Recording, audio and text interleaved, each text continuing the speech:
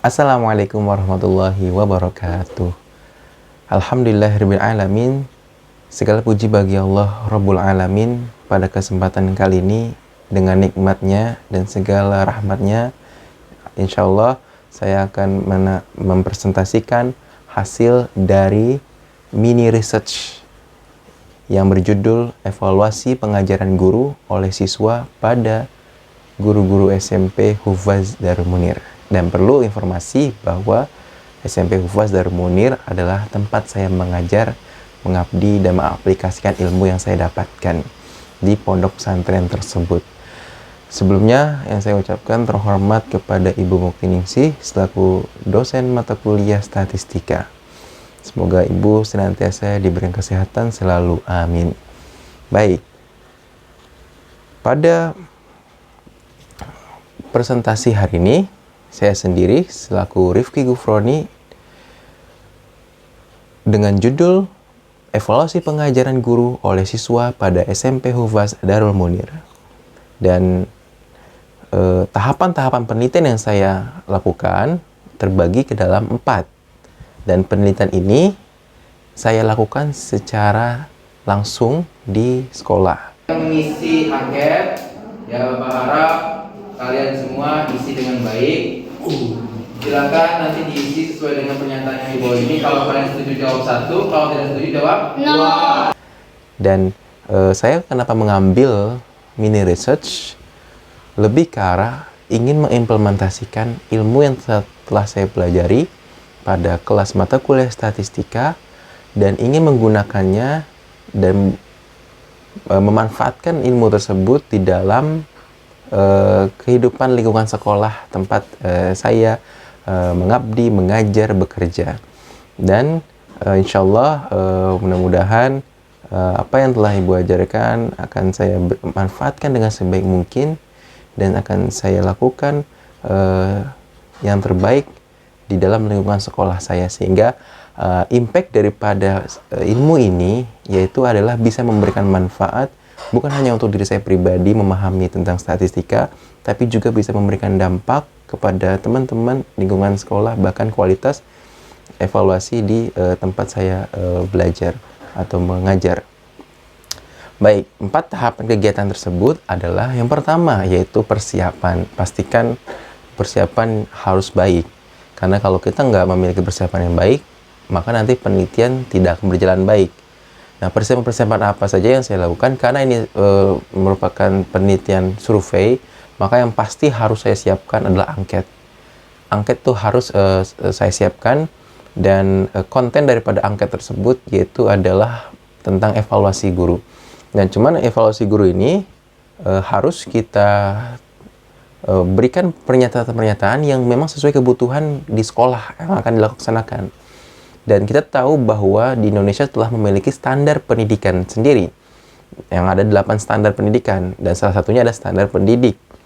Nah, di dalam standar kompetensi pendidik itu ada 4 lagi, yaitu adalah terbagi kepada standar pedagogi, standar sosial, standar kepribadian, dan standar profesional. Nah, standar pedagogi yaitu berkaitan dengan cara mengajar. Karena itu, nanti di angket ini akan ada tentang mengajarnya, pernyataan-pernyataan mengajar. Berikutnya ada standar kompetensi profesional. Ini berkaitan dengan bidang kita pribadi. Kalau saya kimia, maka nanti berkaitan dengan kimia yang dinilainya oleh siswa. Bagaimana Rifki mengajar kimianya, atau bagaimana Rifki mengajar IPA-nya. Atau misalkan guru lain, karena ini pondok pesantren, ada guru tahfiz, ada guru akidah, bagaimana mereka mengajarkannya. Berikutnya adalah tentang standar kompetensi sosial. Nah, ini berkaitan dengan hubungan antara guru dengan siswa, pun juga antara guru dengan lingkungan masyarakat sekitar yang lebih luas lagi, atau antar guru dengan guru lainnya. Nah, terkhusus pada konten ini berarti antara guru dengan siswa bukan dalam hal konotatif, tapi adalah dalam hal kerangka pembelajaran, bagaimana guru di kelas berinteraksi dengan siswanya, apakah dia peduli terhadap siswa dalam pembimbingan, apakah siswa yang tidak tahu dibiarkan saja, apakah kalau ada yang berantem kita biarkan saja, apakah siswa yang tidak termotivasi kita tidak motivasi juga. Nah, itu adalah berkaitan dengan standar kompetensi guru yaitu sosial. Dan standar pendidikan sosial ini saya turunkan menjadi indikatornya adalah sensitivitas. Tahapan ketiga atau standar ketiga adalah standar kompetensi kepribadian. Ini berkaitan dengan bagaimana kepribadian si guru tersebut. Dan terakhir adalah standar kompetensi, udah 4 ya, sosial, pedagogi, profesional, dan kepribadian. Kemudian pendahuluan, metodologi, dan penilaian pada tahap kedua saya akan membuat itu. Ya, setelah kita mendapatkan angket yang sudah kita gunakan untuk uji, ya, lebih ke arah evaluasi. Sebenarnya tahapannya adalah saya sudah mendapatkan masalahnya sebelumnya, yaitu di dalam analisis pendahuluan, di mana pada saat berkaitan dengan tugas ini dan juga pada saat saya melakukan analisis pendahuluan wawancara oleh beberapa siswa dan kepala sekolah, maka saya mendapatkan bahwa inilah yang sebaiknya saya lakukan gitu. Oleh karena itu, setelah saya melakukan pendahuluan, analisis pendahuluan, maka saya melakukan yang namanya nanti pembuatan latar belakang masalah, baru kemudian pembuatan metodologi penelitian dan apa saja instrumen-instrumen yang dibutuhkan. Nah, baru saya tadi mendapatkan angket tersebut. Berikutnya setelah mendapatkan angket, nanti kita lakukan penelitian, dan pastinya setelah melakukan penelitian ada data yang harus kita uji, kita olah untuk mendapatkan makna dari data tersebut. Dimana tadi sebelumnya sudah kita lakukan pengujian atau penyebaran angket. Dan terakhir, kita pastinya sudah di statistika ini adalah sebelumnya sudah membuat hipotesis. Penelitian kita ini mau apa, mau menguji apa gitu ya. Jadi bukan untuk mengklarifikasi, tapi statistika ini digunakan untuk melakukan menguji. Kita ini mau menguji apa? Nah, hipotesis tadi sudah kita buat di awal, berarti nanti di akhir mau menguji apa. Skemanya yaitu kurang lebih kita mengevaluasi guru dengan 2 variabel. Variabel bebasnya adalah pengajaran guru, variabel terikatnya adalah kepuasan siswa. Untuk pengajaran guru, berdasarkan tadi, indikatornya adalah turunan dari 4 kompetensi guru. Pertama tadi sosial, pedagogi, keprofesionalitas, dan kepribadian. Dan 4 kompetensi inilah yang nanti dijabarkan lebih rinci dalam butir-butir pernyataan di angket. Kemudian nanti setelah didapatkan, barulah kita bisa tahu apakah siswa mengalami kepuasan atau tidak terhadap pengajaran yang selama ini berlangsung. Yang itulah disebut sebagai variabel terikat. Nah, tahapan persiapan tadi akan saya jabarkan lebih jauh atau lebih dalam lagi. Pertama, analisis pendahuluan. Analisis pendahuluan didapatkan untuk mendalami masalah yang akan kita angkat dalam penelitian ini. Dan saya sebagai guru yang sudah mengajar di sana cukup lama, mungkin melihat banyak sekali kelebihan dan kekurangan terkait sekolah yang saya tempat bekerja. Tapi begitu banyak masalah, tentu kita tidak bisa mengasumsikan secara sugesti atau opini pribadi. Tapi kita perlu yang namanya klarifikasi terhadap orang-orang yang terkait atau subjek-subjek yang terkait. Nah, subjek-subjek yang terkait tersebut karena tadi berkaitan dengan evaluasi, maka ada 2 faktor atau 2 orang yang sangat penting, yaitu adalah siswa dengan guru. Nah, makanya di dalam analisis pendahuluan saya ingin mengklarifikasi atau lebih mendalami lagi tentang masalah yang ingin saya angkat. Saya mencoba memanggil murid saya 2 orang di kelas 9. Dia bernama Muhammad Khadafi dan Muhammad Ihsan.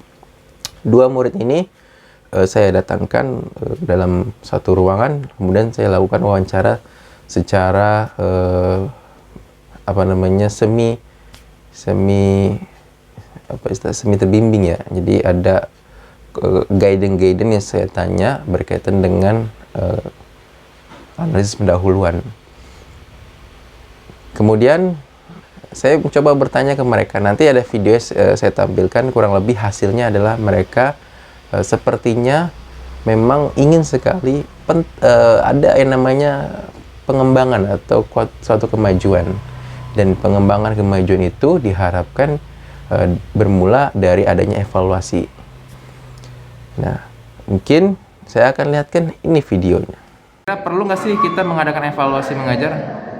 Sangat perlu Sangat perlu. Mengapa itu kita perlu ada evaluasi? agar guru-guru memiliki perubahan ke depannya. Biar kelas-kelas selanjutnya merasakan yang lebih baik. Oh, Ya, apakah sebelumnya sudah pernah ada evaluasi? belum. Belum Baru ada. kali ini. Oh, alhamdulillah. Kalau Penting. kenapa itu dikatakan penting sih kita melakukan evaluasi? Karena kalau nggak ada evaluasi nanti kayak nggak ada perubahan. Oh, berikutnya, agar mendapatkan sumber yang lebih banyak sehingga pendahuluan atau analisis yang saya dapat yang lebih dalam lagi, saya langsung mewawancarai ke kepala sekolah berkaitan dengan evaluasi. Video tersebut tidak saya buat, saya karena mewawancarai di dalam suatu ruang kepala sekolah, saya hanya membuat note yang intinya pada hasil wawancara yaitu adalah memang sekolah kita sudah cukup lama tidak mengadakan evaluasi, dan evaluasi sangat penting untuk peningkatan kemajuan kualitas pendidikan di sekolah ini. Karena itu, jika ingin sekali melakukan penelitian berdasarkan tentang topik evaluasi, itu sangat dianjurkan dan dipersilahkan.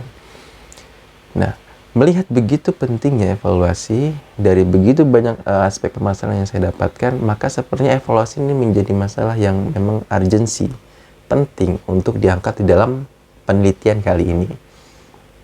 Dan evaluasi bukanlah sesuatu yang lebih ke arah negatif, menjelekkan, kemudian menjatuhkan, melampiaskan. Tapi evaluasi adalah mencoba mencari kekurangan-kekurangan yang memang menjadi hambatan dalam kemajuan pendidikan. Kekurangan-kekurangan inilah yang nantinya akan menjadi input, masukan kepada stakeholder di sekolah tersebut, kepada guru-guru terutama yang nanti dievaluasi untuk melakukan peningkatan-peningkatan, perbaikan-perbaikan, cara mengajar yang baru, cara pendekatan siswa yang lebih baru, ataupun membuat suasana kelas lebih menyenangkan. Dan tentunya karena di sini ada sekolah pondok pesantren, maka nilai-nilai Islam semakin ditonjolkan, diintegritaskan di dalam pembelajaran. Dan dari dua topik tersebut, kita sudah mendapatkan dua poin penting. Yang pertama, siswa menginginkan adanya evaluasi sehingga kekurangan-kekurangan yang sebelumnya menjadikan siswa terhambat belajar, harapannya ke depan guru menyadari itu dan memperbaikinya. Itu yang pertama. Dan yang kedua adalah kepala sekolah sebenarnya ingin melakukan tapi sudah cukup lama ingin melakukan belum bisa-bisa, dan memang diperlukan evaluasi bagi sekolah, terutama stakeholder yang ada di sekolah tersebut. Karena itu pentingnya melakukan penelitian ini. Dan ternyata ada yang ketiga, berkaitan dengan sekolah kami, Hufaz Darul Munir, di waktu terdekat ini akan melakukan akreditasi. Dan salah satu syarat akreditasi di dalam 123 persyaratan kurang lebih, salah satunya adalah berkas tentang refleksi dan evaluasi guru-guru yang dilakukan oleh siswa. Nah, ini kan momentum tepat sekali saya lakukan penelitian. Lantas saya coba ajukan kepada kepala sekolah, apakah saya bisa membantu di dalam mengumpulkan berkas tersebut. Maka beliau sangat senang, silahkan. Selain untuk data pribadi saya dalam penelitian, ternyata data ini bermanfaat juga untuk sekolah. Sehingga ini memberikan motivasi kepada saya untuk melakukan penelitian ini dan mengambil tugas untuk UAS statistika, yaitu adalah mini research, penelitian tentang evaluasi pembelajaran di sekolah berkaitan dengan guru. Dan nantinya manfaat ini adalah memberikan pertama tadi gambaran input kepada sekolah, kepada guru, terutama juga stakeholder, dan yang ketiga tadi adalah membantu memenuhi persyaratan akreditasi. Ini menjadi luar biasa bagi saya pribadi untuk melaksanakan ini, sehingga apa yang akan dilakukan pada penelitian ini insya Allah bermanfaat bukan hanya diri saya tapi membantu kepada stakeholder dan sekolah. Nah, pada tahapan kedua pembuatan instrumen ini ada beberapa tahap lagi, yaitu pertama tadi saya sudah melakukan diskusi evaluasi dengan para guru berkaitan dengan apa aja sih butir-butir instrumen yang mau saya buat gitu, yang mau kita laksanakan. Karena ini udah berbicara tentang sekolah, berarti saya tidak bisa mengambil tindakan sendiri. Tentu dengan adanya latar belakang yang saya buat, yaitu dari turunan 4 aspek standar pendidikan, dan saya mendapatkan berbagai macam referensi untuk menginput setiap instrumen butir tersebut, namun juga perlu kiranya mendapatkan kebijakan diskusi dari berbagai macam guru. Dan guru-guru yang sudah dipilih berkaitan dengan tugas refleksi, yaitu ada 3 orang, maka kepada tim itu saya berdiskusi mendapatkan apa saja sih butir-butir yang akan kita ajukan ke siswa di dalam penilaian ini. Nah, tentu setelah kita dapatkan lagi, ya diformulasikan, kita perlu mendapatkan approve dari kepala sekolah lagi, apakah di ACC atau tidak nih instrumennya. Nah, hasil dari diskusi, kita mendapatkan 32 pernyataan berkaitan dengan tadi 4 kategori pedagogi, profesional, kepribadian, dan sosial. Dan 32 pernyataan ini tentu tidak kita ambil semuanya, kita perlu lakukan kembali validitas dan reliabilitas. Nah, setelah itu saya buat dan saya cetak atau print dan siap untuk disampaikan ke siswa. Nah, tahap ketiga yaitu saya harus merancang penelitian yang tadi dari pendahuluan tadi udah metodologi dan uji analisis data. Nah, tahap ketiga yang berikutnya yaitu instrumen yang sudah kita buat tadi harus dilakukan uji validitas dan reliabilitas. Di dalam uji validitas, saya menggunakan uji koefisien biserial karena instrumen ini termasuk data dikotomi. Hasilnya dari 32 butir tadi, terseleksilah hanya 15 butir soal yang valid. Lalu, soal tersebut kita lakukan kembali untuk uji reliabilitas menggunakan perbandingan alpha Cronbach, di mana kalau nanti nilai R tersebut lebih dari 0,6 maka dikatakan reliable. Berdasarkan hasil maka didapatkan R-nya lebih daripada 0,6. Untuk perhitungan statistikanya untuk validitas, reliabilitas, bahkan sampai statistika nanti akan diberikan di akhir dari video ini. Setelah mendapatkan instrumen yang valid, reliable, dan sudah terfilter beberapa instrumen menjadi 15 butir, maka tahap berikutnya nanti akan dilakukan yang disebut sebagai pelaksanaan penelitian atau survei. Berikutnya adalah introduction. Introduction ini tadi berkaitan dengan pendahuluan. Ya, tentu di dalam mengangkat suatu masalah penelitian kita harus ada hal-hal dasar kenapa melakukan penelitian ini. Tadi sudah disampaikan di awal banyak manfaat ternyata melakukan penelitian ini, dan memang urgensi dibutuhkan bukan hanya untuk saya pribadi tapi untuk sekolah juga. Nah, saya akan memperkenalkan mungkin beberapa dasar teori ataupun latar belakang mengapa dilakukan penelitian ini. Yang pertama, guru ternyata kalau kita lihat secara tugas, selain mengajar, dia harus mampu memberikan rasa senang dan asik dalam proses pembelajaran. Dan itu saya kutip dari buku Ron Clark, karena Ron Clark ini termasuk salah satu pengajar yang memiliki cara unik dalam mengajar di Amerika sana. Dan mereka berhasil, si guru ini nih, si Ron Clark ini berhasil mengangkat Harlem School, nama sekolahnya itu, suatu kelas yang luar biasa bandel, luar biasa tidak mau belajarnya, banyak guru yang menyerah, namun datang dia dengan berbagai macam kreativitas pembelajaran, metode, media, maka siswa tersebut suka belajar dan bahkan bisa mendapatkan nilai terbaik salah satu region. Dan itu menjadi prestasi dia. Kemudian dia menuliskan dalam satu bukunya, kalau yang saya baca ini nama bukunya ada The End Molasses. Dan ini sangat baik jika mau diterapkan ke pendidikan Indonesia. Dan berikutnya tadi bahwa di dalam Indonesia ini punya standar guru, yaitu standar kompetensi pendidik terbagi kepada 4, yaitu tadi sosial, kepribadian, pedagogi, dan profesional. Dan untuk evaluasi, ini udah banyak penelitian. Mengapa kita perlu melakukan evaluasi? Ternyata banyak sekali manfaat-manfaat kita melakukan evaluasi. Salah satunya yaitu meningkatkan kompetensi guru dan akademik. Artinya setelah mereka tahu input dari siswa, maka ada hal-hal yang mungkin mereka rasa sebelumnya ini udah oke ngajarnya, tapi ada hal-hal yang memang lewat bagi si guru ini. Nah, adanya siswa memberikan input, feedback kepada guru tersebut untuk memperbaikinya.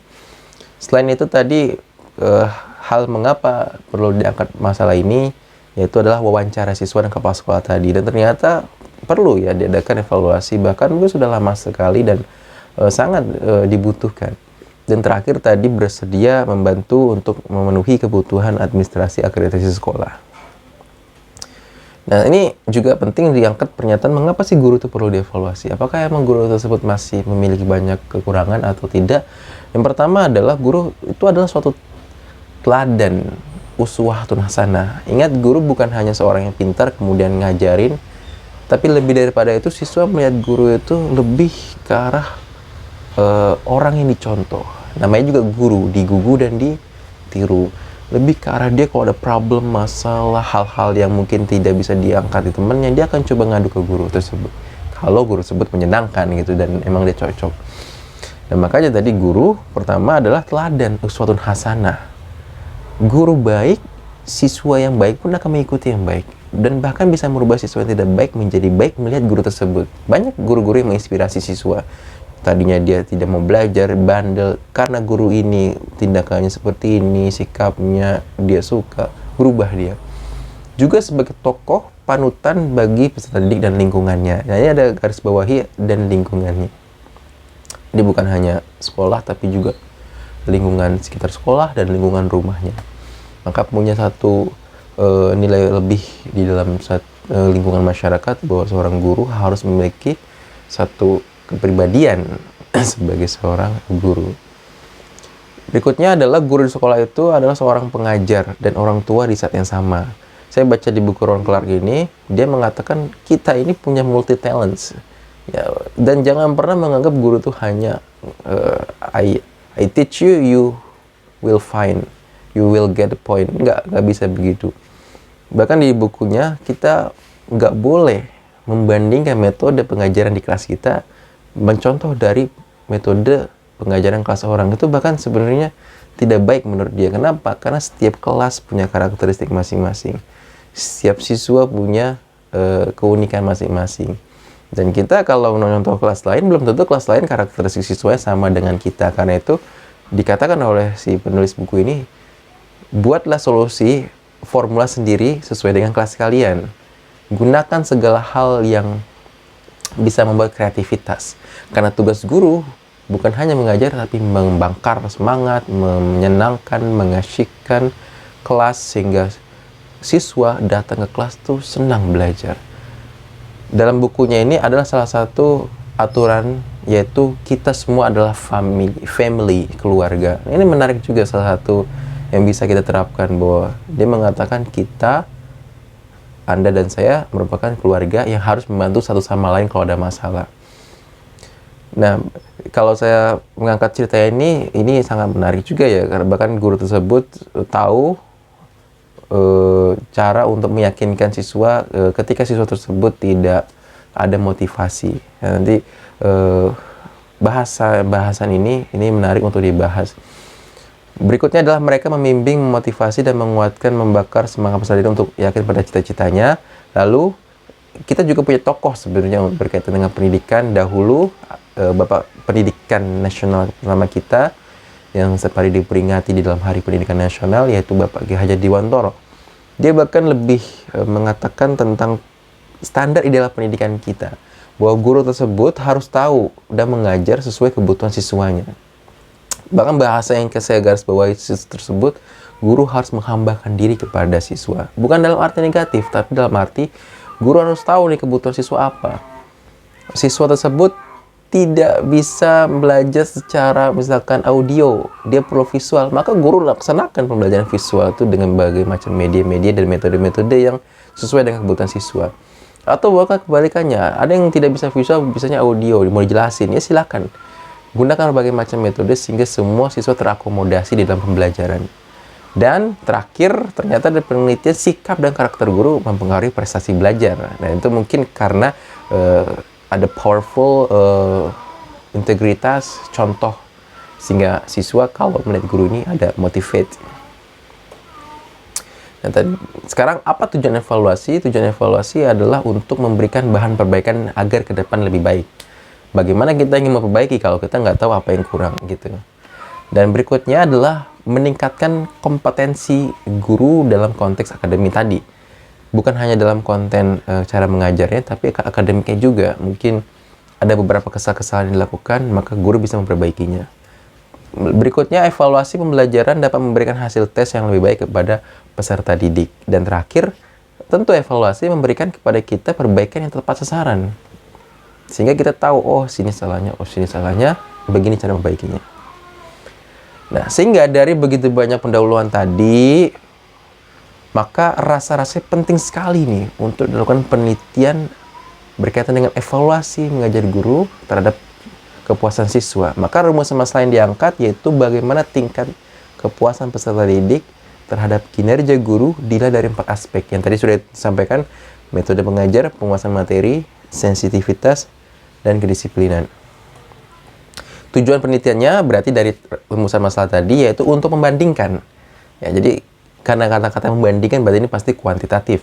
Untuk membandingkan tingkat kepuasan peserta didik terhadap kinerja guru, 4 aspek tadi: metode pengajaran, penguasaan materi, sensitivitas, dan kepribadian. Nah, metode penelitian ini berkaitan dengan cara dalam menelitinya. Metodologi yang digunakan yaitu survei.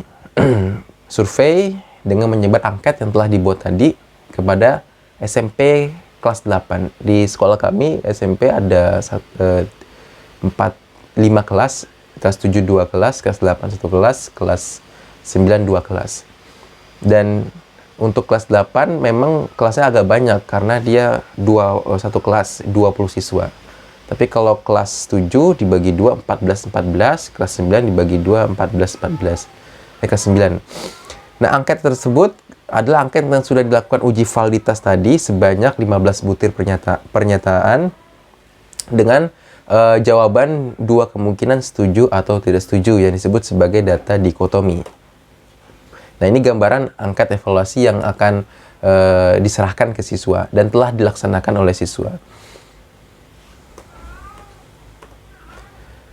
Kemudian tahap berikutnya setelah membuat pendahuluan, membuat instrumen, tahap berikutnya pasti adalah pelaksanaan penelitian. Kami atau saya sudah melaksanakan penelitian di kelas 8. Ini adalah bukti dokumentasinya.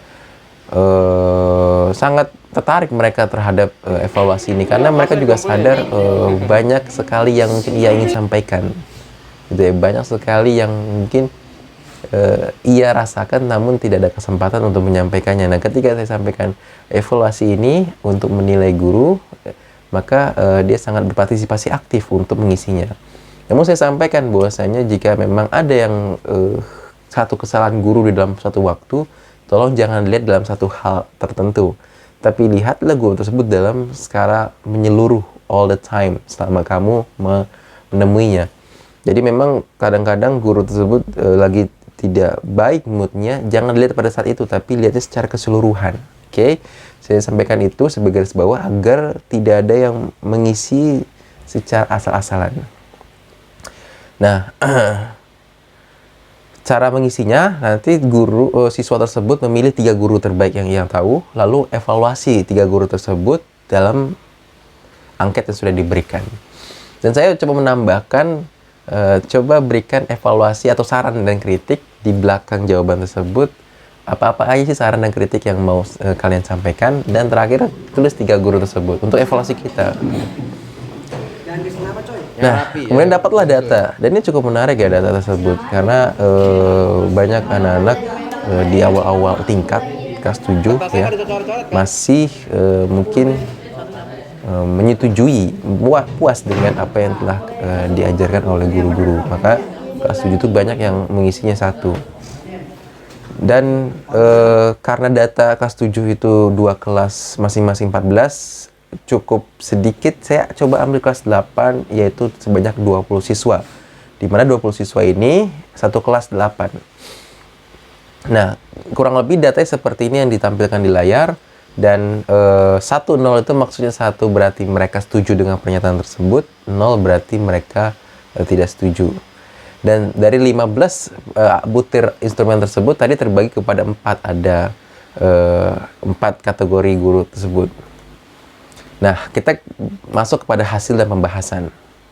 Untuk perhitungan nanti akan diberikan di akhir sesi berkaitan dengan olah data, lalu olah angkanya sampai mendapatkan nilai Q kohrannya dan nilai asimtot signifikannya. Baik, kita akan bahas pada bagian pertama, yaitu metode mengajar. Pada metode mengajar, peserta didiknya itu ada sebanyak 20. Kita bisa lihat sebelah kiri vertikal dan sebelah kanannya itu adalah pernyataan nomor-nomor pernyataannya. 1, 2, 3, 15. Saya buat 2 karena panjang ya. Dapat dilihat kurang lebih cukup banyak yang menjawab 1 dan kurang lebih cuma ada 5 orang yang menjawab tidak setuju ya. Berikutnya, data ini langsung kita ekspor ke SPSS ya dengan cara perhitungan yang nanti antara bisa dilihat di akhir sesi. Hasilnya ada sebagai berikut. Ya, kohran tesnya itu, kohran hitungnya 6,75, asimtot signifikannya 0,08. Ya, untuk penelitian ini kita menggunakan nilai signifikasi 0,05 atau 5% ya, dengan N-nya sama dengan 20. Uji kohran bisa dilakukan dengan 2 cara, bisa dengan Excel, bisa dengan SPSS, atau bisa dengan aplikasi lain yang mungkin lebih variatif di era sekarang. Bisa saya gunakan di sini menggunakan SPSS. Nah, masuk ke tahap pengujian hipotesis ya dan kesimpulan. Nilai Q tabel pada jumlah data sebanyak 4 dengan degree of freedom-nya 3 dan signifikansi 0,05. Ternyata Q tabel harusnya 7,81. Ya, harus 7,81. Nah, kemudian berdasarkan hasil uji analisis statistikanya didapatkan nilai Q hitung 6,75 dan alfa hitungnya 0,08. Nah, oleh karena nilai Q hitungnya itu lebih kecil daripada Q tabel, berapa tadi itu Q hitungnya 6,75, Q tabelnya 7,8, berarti kan lebih kecil. Atau alfa hitung yang kita dapatkan sebesar 0,08 itu lebih besar daripada alfa signifikan yang kita pilih 0,05. Maka dari 2 hasil tersebut kita dapatkan H0 diterima dan H1 ditolak. Artinya, berarti yang menyatakan H0 itu kan tidak ada perbedaan. Maka kesimpulannya tidak ada perbedaan antara metode mengajar guru yang selama ini dilakukan terhadap kepuasan siswa. Berikutnya adalah sensitivitas. Ya, ini berkaitan dengan sosial. Lumayan variatif jawabannya dari pernyataan-pernyataan yang ada. Lalu langsung kita lihat hasil datanya. Di sini nilai Q kohrannya 9,89, cukup besar, dan nilai asimtot signifikannya 0,042. Ya, kita bandingkan sekarang dengan nilai Q tabel dan alfanya. Ternyata nilai Q tabel untuk jumlah data yang 5 dengan DF 4 dan signifikasi 0,05, Q tabelnya 9,49. Q hitung yang kita dapatkan dari SPSS 9,895, lebih besar daripada Q tabel. Atau alfa hitung yang kita dapatkan 0,042, sedangkan alfa asimtot signifikansinya 0,05, berarti lebih kecil. Nah, karena nilai Q hitung lebih besar daripada Q tabel atau alfa hitung lebih kecil daripada signifikansi, maka H0 ditolak sekarang nih, dan H1-nya diterima. Ini berarti bahwa terdapat perbedaan antara sensitivitas seorang guru terhadap kepuasan siswa. Ini bisa juga diartikan berarti ada beberapa guru yang memang memberikan kemampuan sosial yang baik di dalam mengajar, mungkin ada beberapa guru yang masih kurang. Masuk ke kategori ketiga yaitu penguasaan materi. Dan pada penguasaan materi, pernyataan yang diambil butir 11, 12, dan 13. Dan jawabannya juga cukup variatif. Tidak semuanya menjawab iya, ada yang tidak setuju, ada yang setuju juga. Kita langsung ke bagian perhitungan. Ternyata di bagian perhitungan dengan data sebanyak 3 itu mendapatkan kikorannya cukup kecil ya, 1,143, dan asimptom signifikannya cukup besar, 0,565. Nah, kita langsung lihat kitabelnya. Ternyata kitabelnya dengan banyak data 3, DF degree of freedom-nya N-1 sebanyak 2, dan signifikansinya 0,05 harusnya sama dengan 5,99. Nah, hasil perhitungan mendapatkan 1,143, cukup jauh ya, berarti lebih kecil daripada kitabel. Dan untuk alfa hitungnya 0,565, harusnya 0,05, berarti besar. Kita bisa menguji hipotesisnya berarti karena nilai Ki hitung lebih kecil daripada kitabel atau alfa signifikannya lebih besar daripada 0,05, maka H0-nya diterima, H1-nya ditolak. Artinya berarti nggak ada perbedaan antara penguasaan materi guru terhadap kepuasan siswa. Dan berarti selama ini guru telah memberikan pembelajaran yang cukup baik terhadap materi-materi yang diajarkannya. Konten-kontennya berarti guru umumnya sudah memberikan dengan baik dan siswa cukup menerimanya dengan mendapatkan feedback yang baik. Sekarang masuk ke kategori ketiga nih, kedisiplinan. Nah, pada kedisiplinan hampir menjawab 1 kebanyakan ya, dari pernyataan 8, 9, dan 10. Dan tes statistikanya menyatakan nilai kohorannya 0,5. Wow, kecil sekali ya. Dan nilai asimptom signifikannya 0,779. Nah, bagaimana kitabelnya? Kitabelnya ternyata 5,99. Kalau kita lihat data sebanyak 3, DF2, maka signifikannya adalah 5,99. Nah, padahal Ki hitungnya adalah 0,5, sangat kecil sekali berarti ya dari kitabel. Dan alfa hitung harusnya 0,05 secara signifikansinya, tapi alfa hitung yang kita dapatkan adalah 0,779. Nah, kita simpulkan, karena Ki hitung lebih kecil daripada kitabel atau alfa hitungnya lebih besar daripada alfa 0,05, maka H0-nya diterima, H1-nya ditolak. Artinya tidak ada perbedaan antara kedisiplinan guru terhadap kepuasan siswa, atau bisa diartikan selama ini berarti guru telah memberikan memaksimalkan jamnya dengan cara masuk tepat waktu sehingga siswa merasa puas dengan kedisiplinan guru-guru, datang tepat waktu, selesai tepat waktu, dan mengajarkan secara baik pada materi-materi yang harus diajarkan, tidak melenceng. Nah, diskusi yang kita bisa dapatkan dari hasil penelitian ini adalah, pertama ada 3 aspek yang tadi sudah kita dapat lihat setiap masing-masing kategorinya. Maka disimpulkan atau kita bisa dapatkan 3 aspek yang tidak memiliki perbedaan pada kepuasan siswa, yaitu adalah aspek metode mengajar, kedisiplinan, dan penguasaan materi. Sedangkan pada aspek sensitivitas itu terdapat perbedaan antara aspek tersebut dengan kepuasan siswa. Nah, ada 3 dari 4 aspek penilaian yang mendapatkan hasil baik berarti. Maka secara statistika bisa dinyatakan hasil 3 kategori tersebut sama besarnya dengan kepuasan siswa. Atau bisa dikatakan berarti selama ini 3 aspek tersebut telah memberikan hasil yang sesuai dengan kepuasan siswa. Dan makna daripada sensitivitas sendiri adalah karena tadi belum mencapai pada atau belum sama, H0-nya ditolak, H1 diterima, atau artinya ada perbedaan. Nah, makna sensitivitas sendiri adalah memberikan pelayanan yang baik. Jadi guru itu sebenarnya harusnya kalau di kelas itu aktif memantau siswa, melihat perkembangan siswa di dalam pembelajaran bukan hanya fokus pada materi, tapi mampu mengontrol kelas dari ujung sana sampai depan kelas, mampu melihat siswa yang mana fokus, mana yang tidak, sehingga mereka memberikan pelayanan dan siswa merasa puas. Nah, disitulah hubungan antara guru dan siswa. Nah, hal ini biasanya berkaitan dengan sensitivitas dapat terwujud manakala si guru tersebut menjadi fasilitator dalam diskusi, di dalam mereka mengerjakan soal. Guru mencoba untuk datangi siswa satu persatu, menjadi fasilitator, memfasilitasi mereka di dalam belajar, sehingga kepekaan itu akan datang. Dan emang nggak bisa ada teori baku terkait dengan sensitivitas ini.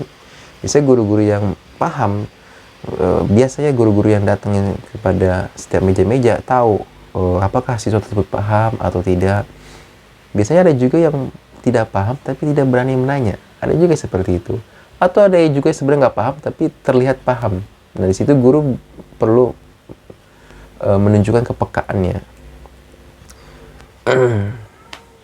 Maka kesimpulan pada akhir sesi ini kita bisa katakan, pertama, evaluasi mengajar oleh siswa itu dilakukan sangat baik untuk meningkatkan kualitas pembelajaran ke depannya. Berikutnya, karena kita punya standar pendidikan nasional, makanya indikator pendidik yang baik itu harus memenuhi 4, yaitu adalah pedagogik, yang dalam hal ini saya evaluasi menjadi metode mengajar, sosial menjadi sensitivitas, kepribadian dalam hal ini saya evaluasi adalah kedisiplinan, dan profesionalitas dalam hal ini penguasaan materi. Juga dari hasil analisis yang sudah kita lakukan dapat disimpulkan bahwa siswa merasa puas pada kategori metode mengajar, kedisiplinan, dan penguasaan materi, dan tidak atau belum puas pada kategori sensitivitas. Nah, secara umum hasil ini sebenarnya memberikan feedback bahwa kinerja guru sudah cukup baik, karena 3 dari 4 mereka merasa sesuai dengan apa yang ia inginkan. Dan hanya satu kategori yang masih perlu dievaluasi untuk ke depan, yaitu adalah sensitivitas. Karena memang kalau di pondok pesantren itu perlu diketahui berkaitan dengan sensitivitas, satu roles yang mungkin ada di pondok adalah mereka memiliki sifat hormat yang sangat baik terhadap guru-gurunya dan ustadz-ustadznya. Tindakan untuk berkata kasar, kemudian mencoba melawan guru, itu di pondok tidak ada.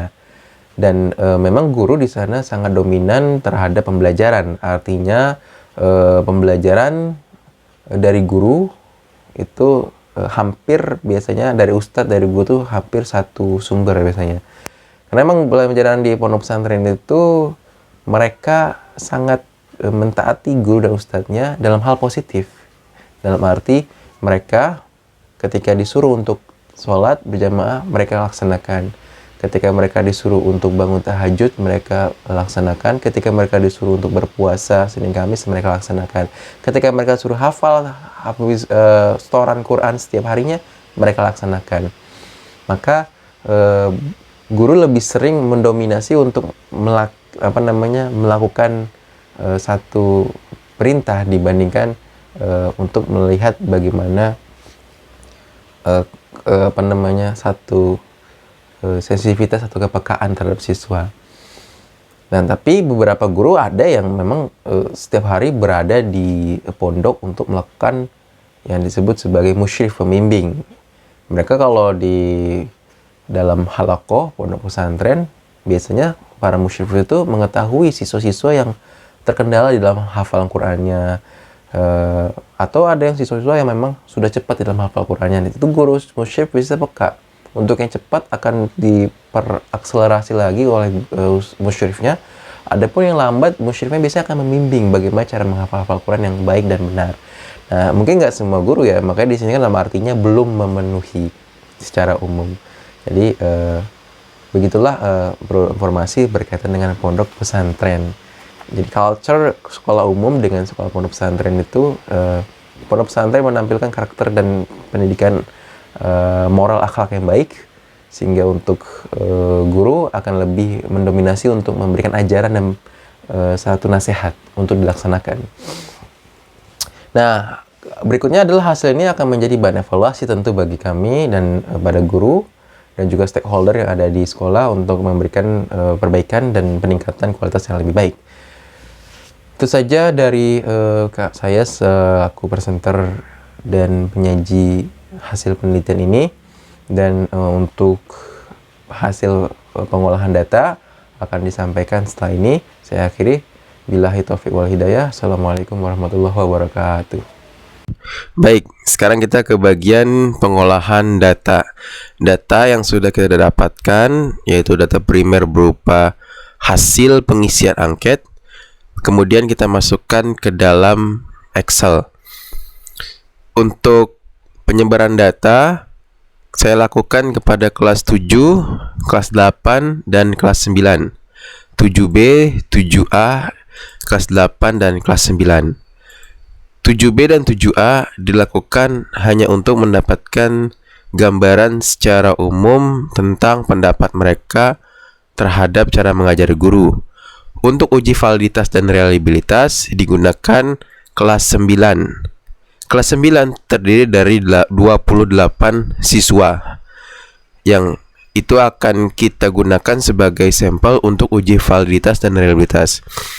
Adapun nanti untuk sampel penelitian, kita akan menggunakan data kelas 8 sebanyak 20 siswa. Perlu diketahui memang kalau kelas di sekolah ini setiap angkatannya berbeda-beda, tidak mesti sama, dan terkadang tidak mesti satu angkatan memiliki 2 kelas. Jadi pada tahun kelas 7-nya itu ada 2 kelas memang, dan kelas 8-nya ada 1 kelas, kelas 9-nya ada 2 kelas yang digabung menjadi 9A dan 9B untuk satu data validitas dan reliabilitas. Nah, hasil-hasil angket yang sudah didapatkan sebelumnya melalui penyebaran yang sudah diisi oleh anak-anak kemudian dimasukkan ke dalam data Excel ini. Nah, cara membacanya adalah untuk peserta saya beri nomor 1, 2, sampai berikutnya. Karena ada 28 siswa berarti sampai nomor 28. Untuk horizontalnya ini adalah nomor-nomor dari pernyataan angketnya. Karena pernyataan angketnya sebanyak 32 berarti sampai 32. Kemudian data 1, 0 karena kita menggunakan data dikotomis yang berarti jawaban cuma mungkin ada 2. Kalau nggak setuju, kalau nggak tidak. Nah, untuk 1 itu diberikan angka jika mereka setuju, 0 jika mereka tidak setuju. Artinya kalau di tabel 1 kolomnya dan di baris 1 berarti peserta 1 pada pernyataan 1 setuju. Itu maksudnya. Pada pernyataan 2 berarti tidak setuju. Pada pernyataan 3 setuju, 4 setuju, 5 setuju, dan seterusnya. Dan itu berlaku untuk semua siswa sampai siswa yang ke-28. Setelah kita masukkan semua data ini di dalam Excel, kemudian kita akan melakukan uji validitas terlebih dahulu. Uji validitas yang digunakan menggunakan koefisien biserial, di mana rumusnya adalah sebagai berikut. Ini adalah rumus untuk koefisien biserial. Maka di dalam penentuan koefisien biserial kita memerlukan beberapa data. Pertama adalah MP. MP itu dikenal sebagai mean butir yang menjawab benar atau rata-rata yang menjawab benar. MT yaitu adalah mean score total, artinya secara skor total berapa rata-ratanya. ST berarti kita perlu data simpangan baku total. Lalu akar P dan Q. P dan Q ini adalah proporsi untuk P menjawab benar, Q untuk menjawab salah. Dan RPBI adalah koefisien biserial yang nantinya di akhir daripada hasil perhitungan kita bisa menguji apakah soal tersebut atau pernyataan tersebut termasuk valid atau tidak jika melewati dengan syarat-syarat tertentu. Nah, langkah pertama karena kita membutuhkan data-data ini berarti kita memerlukan perhitungan-perhitungan secara manual. Ya, saya menggunakan Excel dalam rangka pertama untuk mendapatkan klarifikasi lebih jelas tentang perhitungan tersebut, dan kedua dalam rangka untuk pembelajaran. Dan ini penting di dalam pemahaman pembelajaran statistika. Karena dalam pembelajaran statistika yang terpenting bukan hanya kita mendapatkan hasil, tapi mengetahui bagaimana proses di dalam menghitung tersebut, sehingga kita bisa mengklarifikasi satu persatu di mana kesalahan yang bisa kita temukan. Khawatir nanti hasil yang kita dapatkan ternyata tidak sesuai ekspektasi, maka kita bisa melakukan screening dari awal sampai akhir mana kesalahan yang mungkin kita tidak bisa prediksi. Nah, kalau yang mungkin bisa kita prediksi kalau menggunakan Excel. Ya, terlebih juga penting dalam rangka untuk lebih memahami di dalam prosesnya. Nah, berikutnya adalah karena kita butuh MP, MT, ST, PQ, saya akan langsung membuat beberapa tabel bantu ya. Kolom bantu di sini yaitu ada kolom total. Total yang dimaksud adalah total dari horizontalnya. Kalau 24, maka kita bisa mengatakan, oh berarti totalnya 0 tambah 1 tambah 1 total itu adalah sebanyak 24.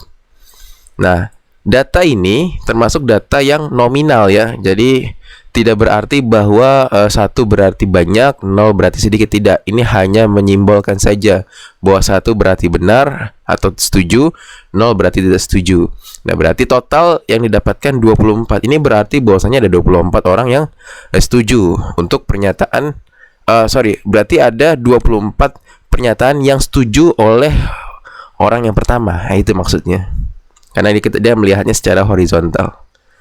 Ini tabel bantu. Berarti kalau kita bisa mengatakan 29 sebagai 29 pernyataan yang disetujui oleh nomor peserta 2. Kita juga perlu mendapatkan alat bantu total di bagian vertikalnya, yaitu adalah kolom 1 di total semuanya. Maaf. Kolom 2 di total semuanya, kolom 3 di total semuanya, dan seterusnya.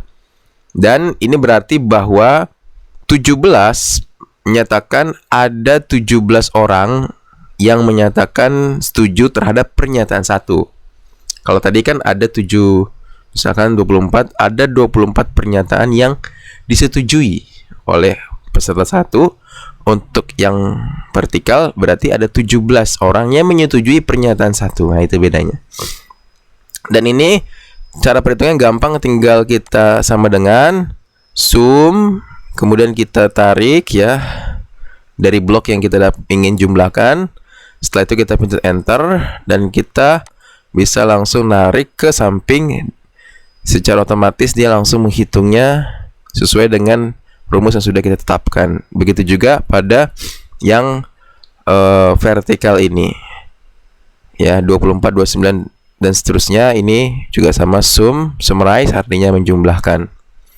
Nah, berikutnya kita perlu MP tadi kan. MP itu tadi apa? Rata-rata yang menjawab benar. 17 ini adalah yang menjawab benar. Maka rata-rata kita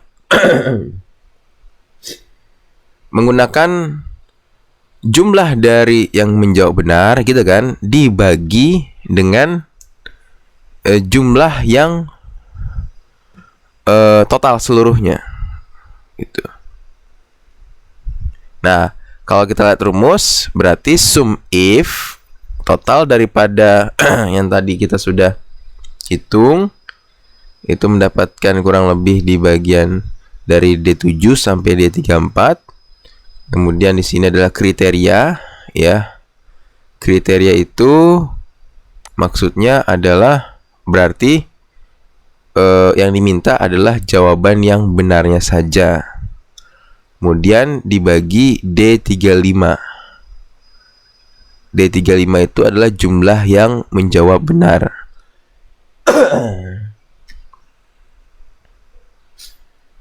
Maka didapatkan hasilnya sebesar 23,7. Nah, tanda dollars ini menyatakan kita mengunci. Mengunci apa? Mengunci data yang ingin kita tetapkan. Jadi ketika digeser, data tersebut tidak berubah. Kalau kita tidak mengunci, nanti data tersebut akan mengalami error. Oleh karena itu kita perlu mengunci data tersebut agar tidak berubah. Kita pencet enter. Jadi ketika kita geser, dia tetap pada data yang diinginkan. Maka kita dapatkan rata-rata yang menjawab benar. Baik. Setelah kita mendapatkan MP, kemudian kita tarik semua semua garisnya, kita akan mendapatkan data means yang benar. Berikutnya, kita perlu mendapatkan juga rata-rata keseluruhannya, artinya total yang menjawab benar ini berapa rata-ratanya. Nah, cara mendapatkannya kita menggunakan rumus sama dengan average ya. Lalu kita bagi atau kita jumlahkan data yang diinginkan dari ini. Nah, total dari ini dibagi dengan maksudnya berapa rata-rata ini. Kan cara mendapatkan rata-rata adalah total dari semuanya dibagi dengan jumlah data, kurang lebih seperti itu. Maka kita bisa mendapatkan hasilnya adalah sekian. Nah, pada butir 1, butir 2 dan seterusnya dia akan sama karena yang kita rata-ratakan adalah total semuanya yang ini. Gitu ya. Ya, beda sama yang tadi. Kalau yang tadi yang kita hitung adalah rata-rata dari setiap soal butir ini. Karena yang dibagi adalah berapa jumlah ini ya per kolom. Ini kan kolom 1 dibagi dengan ini kolom yang horizontal. Jadi rata-rata yang pertama MP yang menjawab benar itu didapatkan dari total yang menjawab secara vertikal dibagi dengan total yang menjawab secara horizontal. Nah, karena total yang menjawab horizontal itu tidak boleh berubah-ubah di bagian sebelah kanan ini. Nih. Karena kalau digeser pasti dia akan geser juga gitu ke kanan, geser ke kanan juga. Maka biar tidak berubah-ubah ketika kita nanti perhitungan cepat digeser, kita kasih S dollar supaya dia tetap konstan di bagian sisi paling kanan ini. Sehingga untuk yang MP itu lebih ke arah setiap butir soal rata-ratanya dihitung antara butir 1 seluruhnya dibagi dengan butir total seluruh yang benar, terus butir 2 dan seterusnya, maka hasil pun akan berbeda-beda gitu.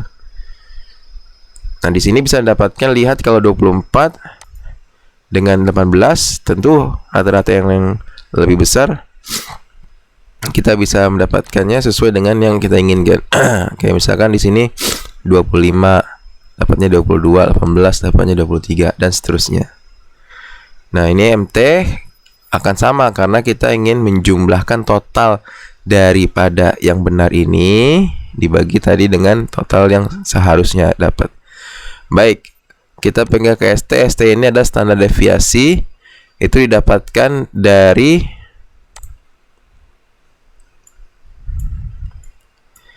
ini data total keseluruhan yang menjawab benar. Rumusnya adalah sama dengan STDF, kemudian kita blok bagian total yang menjawab benar pada keseluruhannya.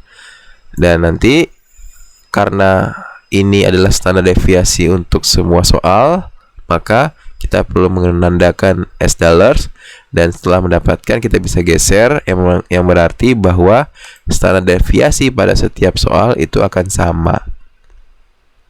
Karena standar deviasi tadi yang kita perhitungkan merupakan standar deviasi yang total dari keseluruhan jawaban benar semua butir. Berikutnya P. P ini adalah porsi yang menjawab benar. Perhitungannya adalah berapa dari soal butir tersebut yang menjawab benar dibagi dengan total seharusnya dia mendapat berapa. Pada butir 1 total yang menjawab benar 17 dan harusnya kalau betul semua 28, maka D35 atau totalnya dibagi dengan 28 didapatkan sebesar 0,607. Nah, artinya berarti butir yang menjawab salah adalah tinggal 1 dikurang nilai porsi yang menjawab benar gitu.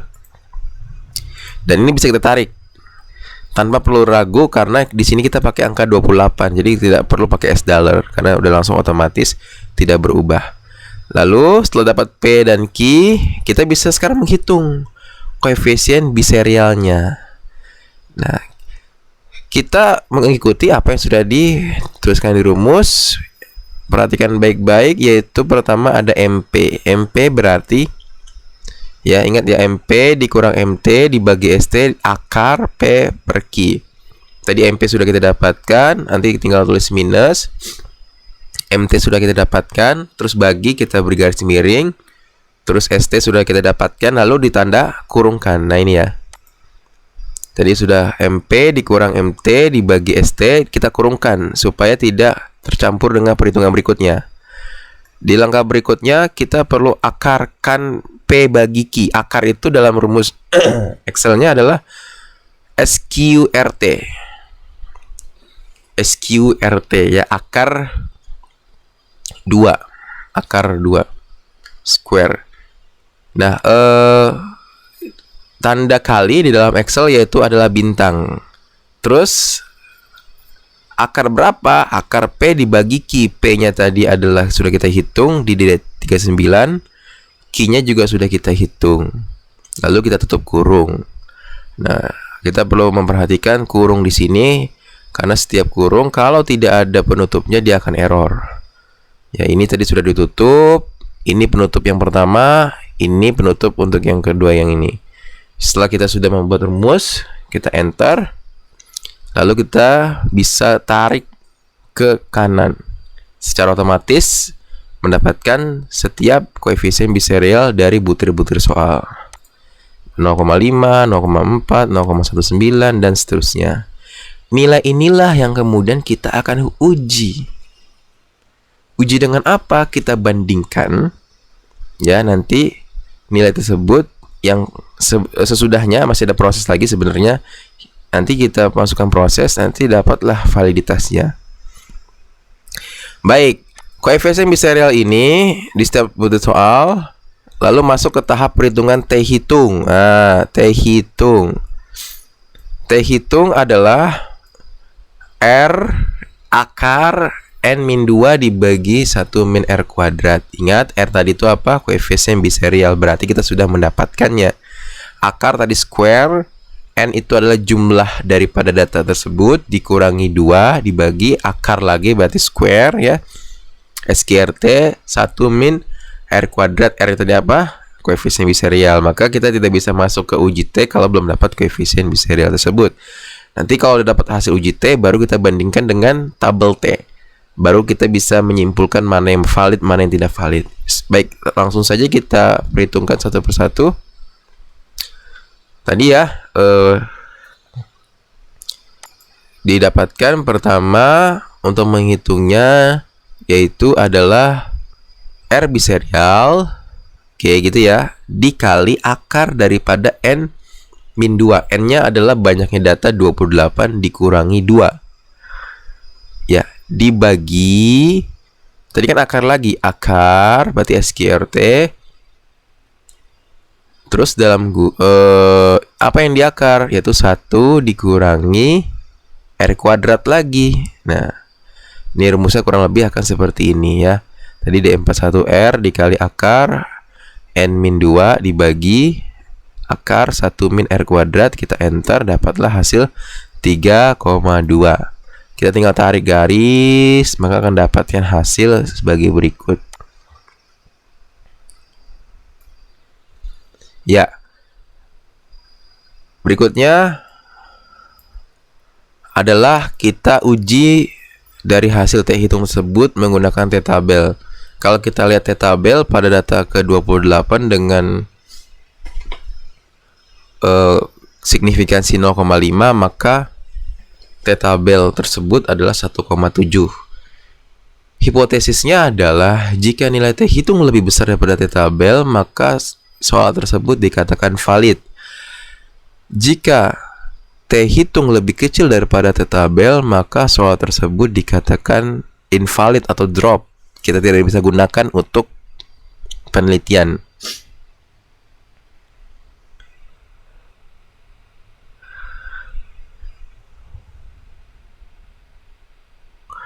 Berikutnya, setelah kita hitung, bandingkan ya. Nah, ini sebenarnya valid dan tidak valid ini kita bisa pakai rumus Excel juga ya. Caranya memakai prasyarat if gitu ya. D42, mana D42 ini ya. Jika nilai T hitung lebih besar daripada T tabel, berarti D42 lebih besar daripada D43, koma, apa yang terjadi? Kutip valid. Kalau tidak terjadi, nah tinggal koma lagi invalid gitu syarat daripada logika di Excel tersebut. Maka secara otomatis karena ini lebih besar daripada T tabel, dia valid, tinggal kita geser, maka akan didapatkan mana yang valid, mana yang tidak valid.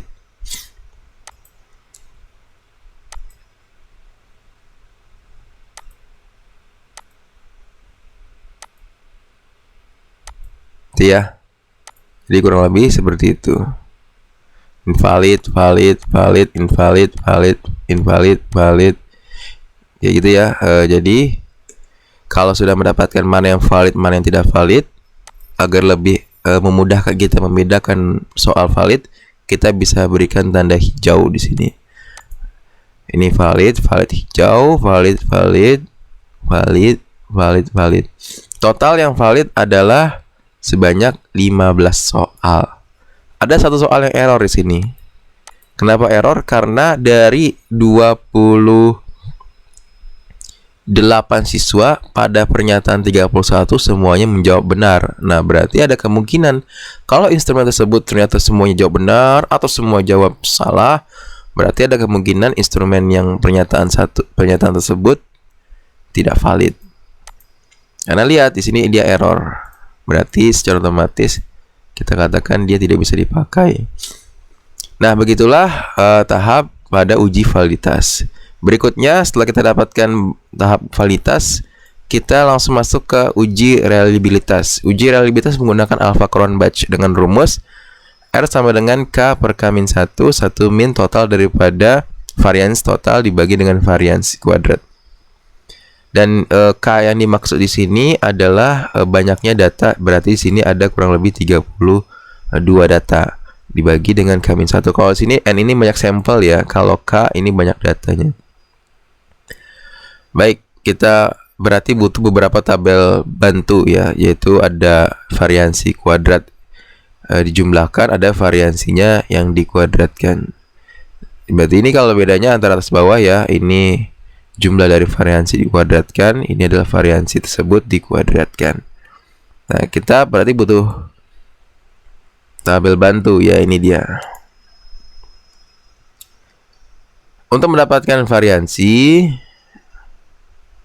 maka kita tinggal kuadratkan dari hasil standar deviasi. Ya, karena standar deviasi itu adalah dapatnya dari akar variansi. Variansi berarti kuadrat dari standar deviasi. Hasilnya akan sama untuk setiap soal. Berikutnya kita kalikan nilai derajat proporsi yang menjawab benar dikali dengan proporsi yang jawab salah.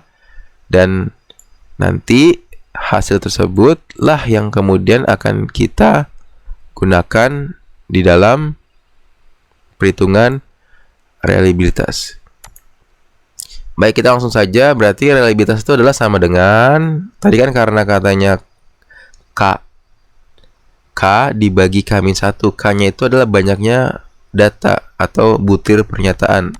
32, oke, dibagi K-1 berarti 32 dikurang 1, saya langsung saja 31 dikali 1 dikurang sum jumlah dari apa? Jumlah daripada nilai ini. Ya, ini apa tadi? Nilai hasil proporsi P dikali Q yang ada di rumus ini. Ya, variance total.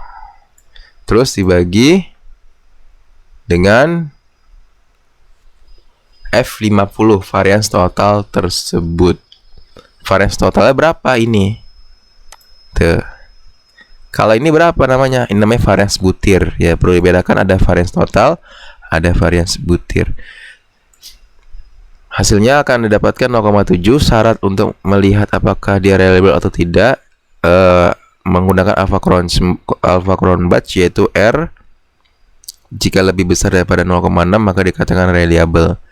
Karena nilai R 0,7 maka hipotesis kesimpulannya bahwa instrumen tersebut sudah reliable.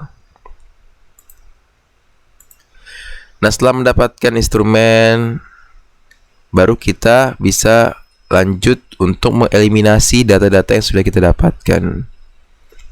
Nah, data-data yang sudah kita dapatkan tersebut kita eliminasi untuk hanya data-data yang valid lah yang kita gunakan di dalam perhitungan statistika, yaitu adalah uji Cohran. Perhitungan yang kita gunakan menggunakan SPSS, di mana nanti beberapa data perlu kita kategorikan sesuai dengan aspek-aspek yang akan dinilai. Ada 4 aspek yang akan dinilai. Pertama adalah metode mengajar, kedua sensitivitas, ketiga penguasaan materi, dan keempat kedisiplinan. Untuk aspek metode mengajar, butir yang dimasukkan pada angket yaitu pada butir nomor 1, nomor 2, nomor 4, dan nomor 29. Dan semua soal yang butir-butir ini sudah tadi dinyatakan valid. Karena kan tadi total berapa yang valid? 15 dapatnya. Nah, artinya data-data yang memang tadi 32 sudah disebar itu ya tidak perlu kita pakai, perlu kita eliminasi saja. Lalu kita pakai data yang memang sudah valid tersebut sebanyak 15. Nah, sampel yang kita ambil untuk uji analisis adalah kelas 8. Kelas 8 satu kelas, yaitu total kelas 8 ada 20 anak. Dan total daripada pernyataan yang kita analisis adalah 15, yaitu pada nomor 1, 2, 4, 5, 7, 13, 14, 19, 20, 21, 25, 26, 27, 28, 29. Dan tadi pernyataan-pernyataan ini sudah kita kategorikan, ada yang sebagai indikator aspek metode mengajar, ada yang sensitivitas, ada yang penguasaan materi, ada yang kedisiplinan. Pada metode mengajar yaitu adalah nomor 1, 2, 4, 29. Nah, berikutnya kita berikan label kalau begitu pada SPSS untuk ya, jadi aspek nama di sini adalah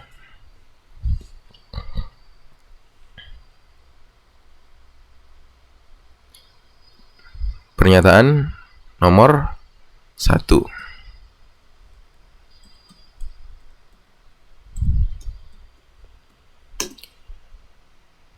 Ada apa aja pada aspek metode mengajar 1, 2, 4, 29. Berarti itu yang kita masukkan.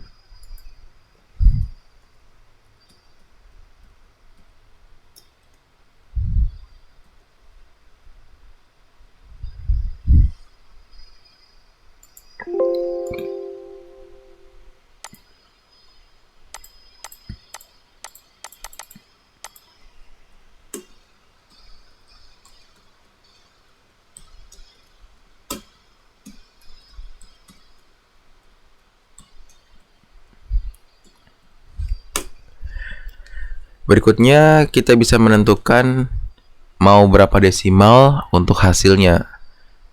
Karena ini bilangannya bulat, jadi kita tidak perlu desimal, kita nolkan saja. Untuk lebar data, sebenarnya karena data kita ada 20 tinggi datanya karena kita sampelnya kurang lebih ada 20, ya berarti ini harus kita sampaikan 20.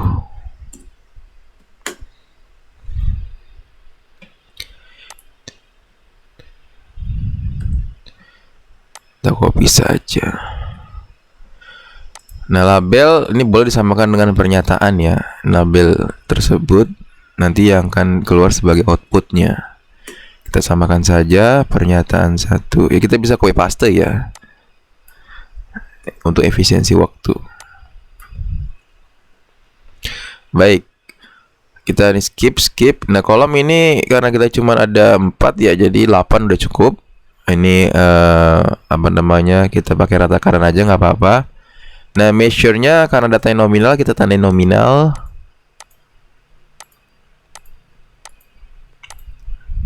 Inputnya biarkan saja. Nah, berarti kita sudah punya nih base kolom untuk kita isi. Lalu kita langsung masukkan data yang sudah kita dapatkan dari angket untuk kita lakukan uji analisis. Kita copy paste saja. Baik, langkahnya kita blok dulu yang mau kita analisis, lalu kita analyze, pergi ke bagian non parametric karena kita uji non parametric, pergi ke bagian paling bawah dan pilih yang correlated sample karena data tersebut saling berkaitan antara satu dan lainnya. Lalu kita blok semuanya ke bagian kanan, pindahkan. Lalu centang yang bagian koheran saja karena kita mau uji koheran, uji tentang kepuasan siswa terhadap metode mengajar. Dalam hal ini kita menggunakan data dikotomi 1 dan 0. Ini adalah hasilnya ya. Pernyataan 1 artinya dari 20 orang ternyata 19 menyatakan setuju, gitu artinya. Ini kesimpulan daripada frekuensi setiap pertanyaan. Pada pertanyaan kedua, pernyataan kedua sama, pernyataan keempat semuanya jawab benar, pernyataan ke-9 semua ada 4 menjawab 0, 16 menjawab 1. Dan kita langsung pergi ke hasilnya. Pada hasil diberikan data N, berarti jumlah data 20. Ini adalah nilai koheren yang didapatkan. Kemudian DF ini ada degree of freedom. Karena datanya ada 4, DF itu rumusnya N-1, berarti 4 kurang 1 sama dengan 3. Asymptote signifikannya atau nilai signifikan yang kita dapatkan yaitu 0,8. Nah, ini dalam penentuan kesimpulan nanti dalam uji analisis data bisa menggunakan 2 metode, bisa menggunakan nilai uji koheren, bisa menggunakan asymptote signifikan gitu. Nah, nanti kalau lebih baiknya kita coba tes lihat dua-duanya yang akan kita bahas nanti di bahasan presentasi berikutnya. Kalau mau secara langsung bisa sebenarnya menggunakan asymptote signifikan. Karena pada saat kita melihat signifikansi ini, kita sudah menentukan bahwa signifikansi yang mau kita dapatkan 0,05. Nah, uji hipotesisnya, kalau di bawah 0,05, maka H0 diterima. Gitu, H1-nya ditolak. Tapi kalau asimptotnya, signifikannya lebih besar daripada 0,05, maka H0 yang ditolak, H1-nya diterima. Yang berarti bahwa ada perbedaan antara aspek variabel bebas dengan variabel terikat, atau ada perbedaan antara tadi yang kita uji yaitu kepuasan metode mengajar dengan kepuasan siswa.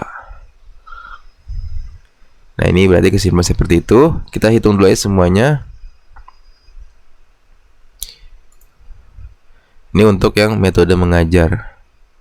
Sekarang kita masuk ke sensitivitas.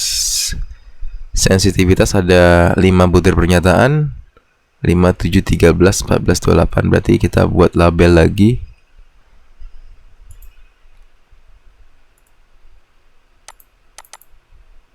Ini tinggal kita ganti aja ya, 5, 7, 13,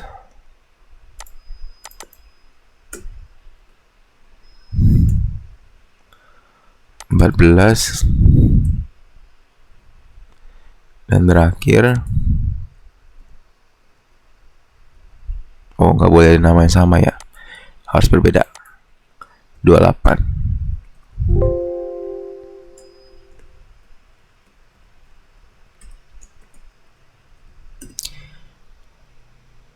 Ini kita samakan saja, berarti 20.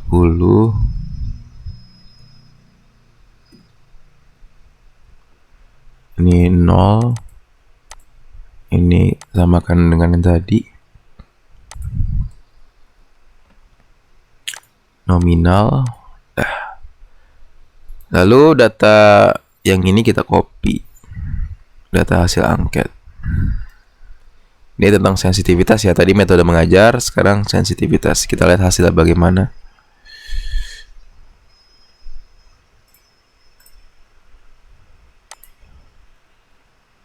Oke, lalu kita blok. Kita analyze non-parametric test, legacy, dialogues, correlated sample. Karena lebih dari 2 ya. Kalau 2 mungkin cukup pakai ini, tapi ini kan lebih dari 2. Ada 5. Ini kita masukkan lagi.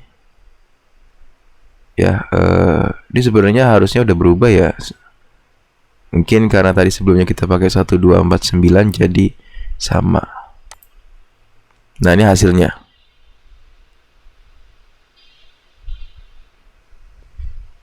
Oh iya, ini karena labelnya belum kita ganti ya tadi.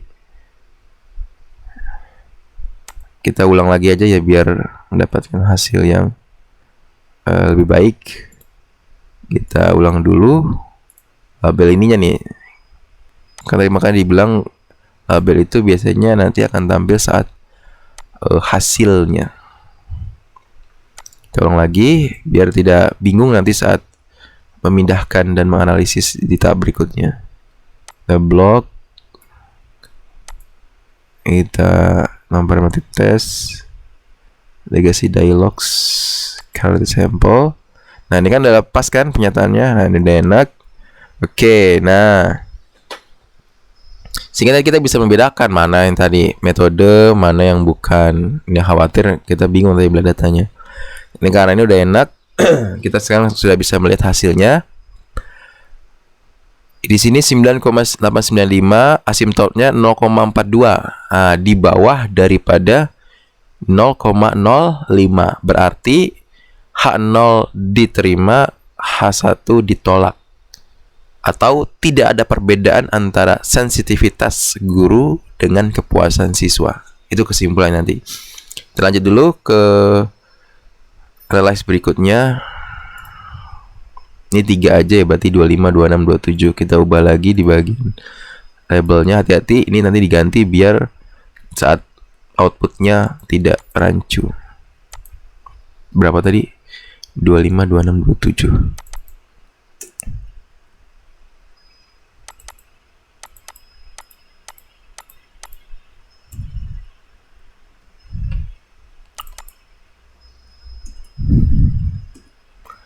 Ini kita hapus saja.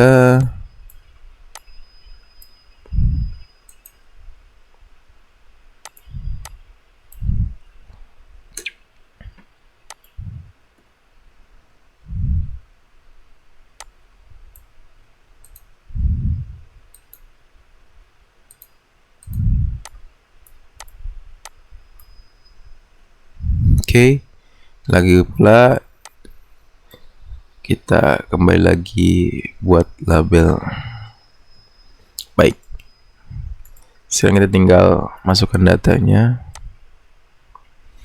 Jadi alhamdulillah ya, kalau kita sebenarnya mau improve diri, banyak hal-hal di sekitar kita yang bisa kita gunakan untuk bahan penelitian, dan itu sangat bagus nanti buat kedepannya.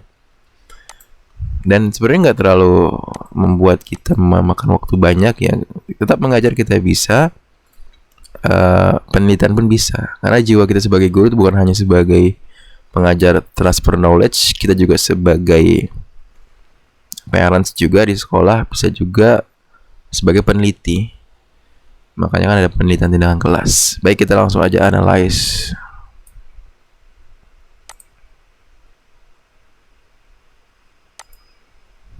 Oke, ini udah ya. Baik, hasilnya keluar.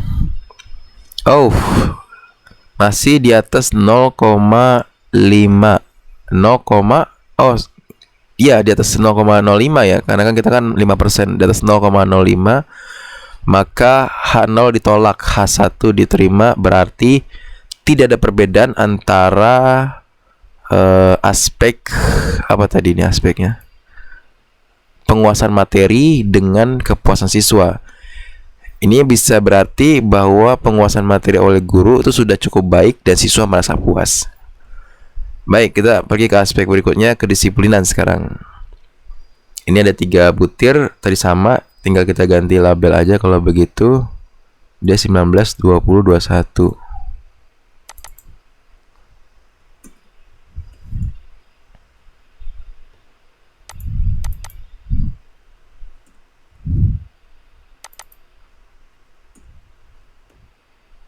Nah, jangan lupa label.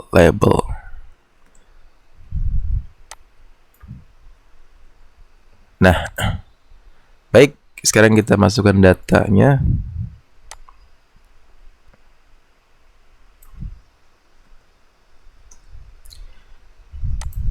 Kita copy paste aja biar cepet. Jika sudah, langsung kita analisis menggunakan uji Kohran non parametric test dengan data correlated sample.